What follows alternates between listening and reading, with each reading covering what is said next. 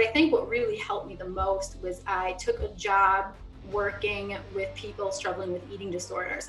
And that was when it became very clear to me that these messages are not only like totally inaccurate, they're super harmful. Hey guys, thanks for tuning into this episode of Mom Talks with Krista. Today we have Brittany Woodward, who is a dietitian and nutritionist and a mom of two. She helps moms find body confidence and food freedom. So we're gonna split this interview up into two parts, and today's gonna be focusing all about filling your feed, filling your life with positive messages, how to get rid of those negative ones that don't make you feel good about yourself. And she's also gonna dive into diet culture and why it's so dangerous for moms. So without further ado, let's just dive right into part one. If you just want to get started and just tell us a little bit about yourself and what you do. I'm really excited for this today. Yeah, thank you so much for having me. I'm super excited too. So I'm Brittany. I am a dietitian, nutritionist, and I am a mom of two.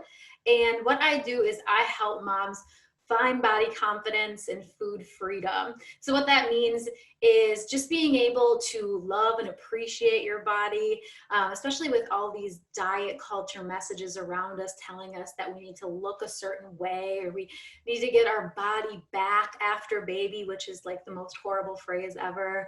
And then to really just help you just stop dieting, because I teach a lot about why diets don't work, why they're harmful, and that really helps moms be able to say, okay, I'm not doing this dieting thing anymore because it doesn't work. And so that's what I do. Yeah, no, that's awesome. I saw your feed and I think it's so powerful, all the different images you share, just because like you were saying, like women are so like, I mean, I feel like especially women, I'm sure men are too, but like women are so targeted to like lose weight, to look a certain way. And then it's like you have these moms that just had babies and they're being like bombarded with ads on like lose weight, you know, and we have a Facebook group where people are always commenting like, all right, so my baby, how do I lose weight now? And it's like, enjoy this time, you know, in time, and don't, you know, I honestly think it is very much on purpose that new moms get those messages more than anybody else. I don't know about anybody else, but they get them a lot because the diet culture industry and people who are selling weight loss, they know that your body after having a baby is like a very vulnerable time. So what a great population to target. It's really horrible. So what does it mean to be body positive? I know you talk about this a lot on your page. Body positivity has really turned into this term that's very much like all encompassing. It has definitely different origins than the way that I use it now. But what I really think it means is just to be kind to yourself and to be kind to other people too. This idea that we should all be trying to stay looking like a 20, not even stay, even get to this 20-year-old blonde tan beach body is so harmful and so ridiculous and not attainable for so many people. And so what I think it means is just being okay with that. There's nothing wrong with you. These messages about health and weight are very, very, very flawed. And I have to say, I love like the evolution of Instagram, because I feel like when it first came out, it was all like models, like you're talking about, like super thin abs, like, oh, I just had a baby and look at me, you know. And now it's like I think we're seeing more real stuff on Instagram and more, you know, empowering pages. But what advice would you have for someone that, you know, still gets really like affected by, you know, seeing those models or ideal images on Instagram? Yeah. Hard. Yeah. I think that's a really good question. And I know that so many people struggle with that because Instagram still is one of those platforms, even though it has evolved a lot, it still is one of those platforms where it is very heavily filtered. It's at a perfect angle. There are a million apps now where you can take that cellulite away. You can take the wrinkles off your face. And so it becomes so dangerous because then you start comparing yourself to an image that isn't even real. So it's like you can compare yourself to somebody who has a smaller body, but then to compare yourself to things that aren't even reality. I mean, gosh, how dangerous is that? I think it is so empowering to just unfollow, just stop. And if it's something where it's like a friend of yours, or you feel like you can't unfollow, you have to mute it, or you have to turn it off. Because once you can get away from so many of those messages, you can really tell how it affects your mindset to follow people who are more body positive, or, body accepting, and talk a lot about food freedom and stopping this whole harmful dieting cycle. I think people can notice that like right away, like, oh, I feel better about myself just from that one thing. I think it's good that you brought up those different apps now that people use to like morph themselves.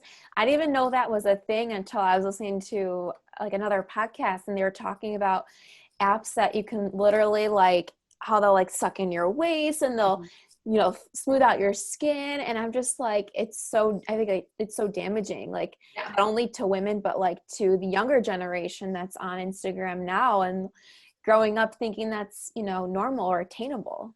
Yeah, I mean, I think that's sometimes why it can be so dangerous to spend a lot of time online. Like, I know we're all trapped in our houses to some extent right now. So being able to just like turn that off and not get so enmeshed in it, I just think is so important, because there are so many apps and there are so many images on there that are just not real. We'll also talk about diet culture and why it's so dangerous for moms. So can you talk a little bit more about that?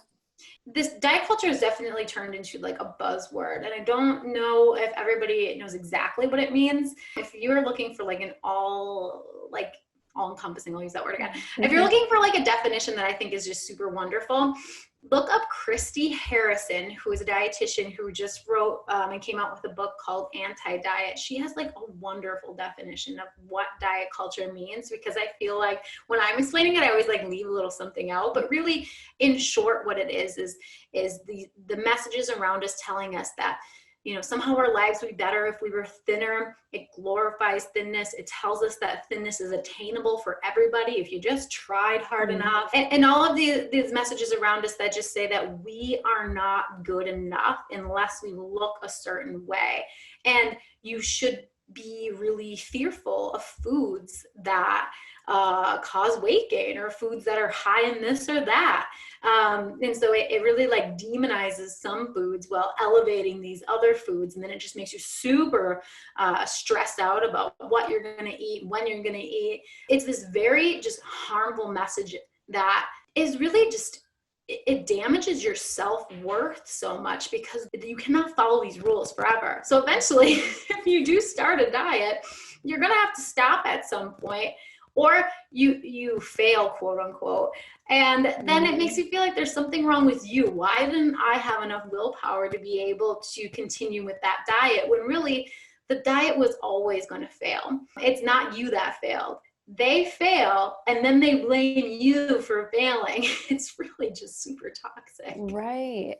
Yeah, no, I see that all the time with, these new diet fads and trends coming out. And again, like with the Facebook group, I see different moms posting about different like trends. I won't name any to call anyone out, but I see different trends in there where it's like super harmful, because they're like, oh, can't eat this, can't eat this, can't eat this. And I'm like, you just had a baby 6 weeks ago. Don't you want to just, like focus on making yourself happy in this time instead of restricting? Yeah. And, I think another thing that's so harmful about diet culture is that it brings like this morality or like ethics into food. So it makes you feel like you are a good person if you are eating salad and vegetables and organic and clean and whatever else. Like, it's like, oh, what a wonderful, good, moral person. And then if you're not doing that and you're like going through the drive-thru, or you have a piece of cake, they're like, oh, that's bad. Tisk, tisk for you. And it's horrible. It's horrible. But I think that it's really nobody's fault. It's nobody's fault who goes down that road, because I think it is so seductive that I don't blame anybody. I mean, I used to be very, very much into that too, until I became a dietitian and like learned all the things that I've learned.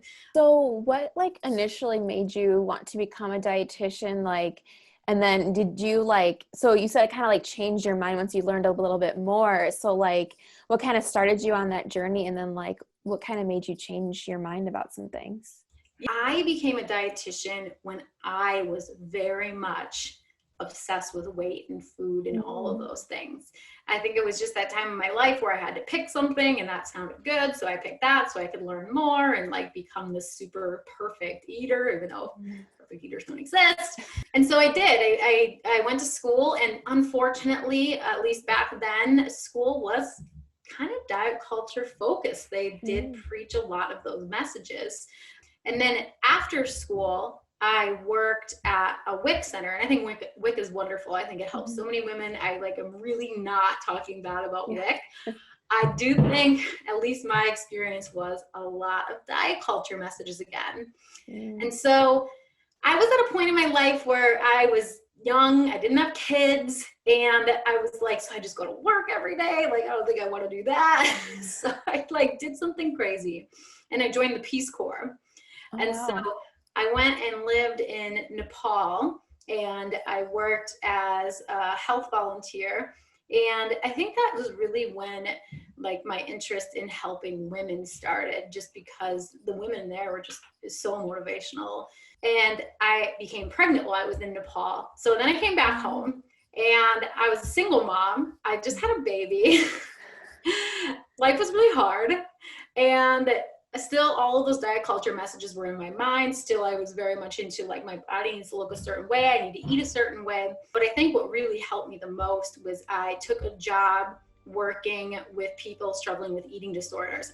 And that was when it became very clear to me that these messages are not only totally inaccurate, they're super harmful.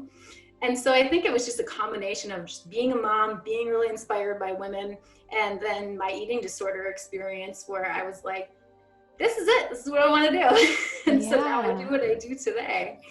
That's awesome. Yeah, to be able to see it firsthand, because I think a lot of us don't see all those sides. We might hear of someone or see it on TV, but to actually be immersed in it and understand the harm and actually see the harm that it can cause in many different women, I think is very powerful. Yeah, incredibly eye-opening, incredibly sad. And sometimes when I do run across messages on Instagram or wherever of a doctor promoting a certain diet pill or weight loss program, my heart just breaks, because I just know somebody's reading that and really being affected by it in such a negative way. And I don't know that the people who are selling those things and promoting those products ever really get to see that side of the damage that happened because of it. All right, guys, thanks for watching part 1 of my interview with Brittany Woodward. Next week, we're gonna have part 2. In part 2, we're gonna dive into how you can instill body positivity with your children. Because I know that's a lot of fears of moms, that it's gonna be passed down or that they're gonna be influenced by negative body image as they grow up. So she's got some awesome tips for that. And she's also gonna talk about some really cool courses that she offers to help with body confidence and feeling better about yourself. And in the meantime, if you wanna check out Brittany on Instagram, you can follow her at bodypositive_mom, and she's got some amazing posts and tips that she shares every day. So check them out there, and I'll see you for part 2 next week. Thanks for tuning in to this episode of Mom Talks with Krista. If you're not yet subscribed, go ahead and click on the subscribe button. It should be down here somewhere. We release new episodes every single Wednesday, and if you're not following us yet, be sure to follow us at Mommy Knows Best on Instagram. And remember, if you're watching this and doubting yourself, you are a great mom. So thanks so much for watching, and we will see you next week.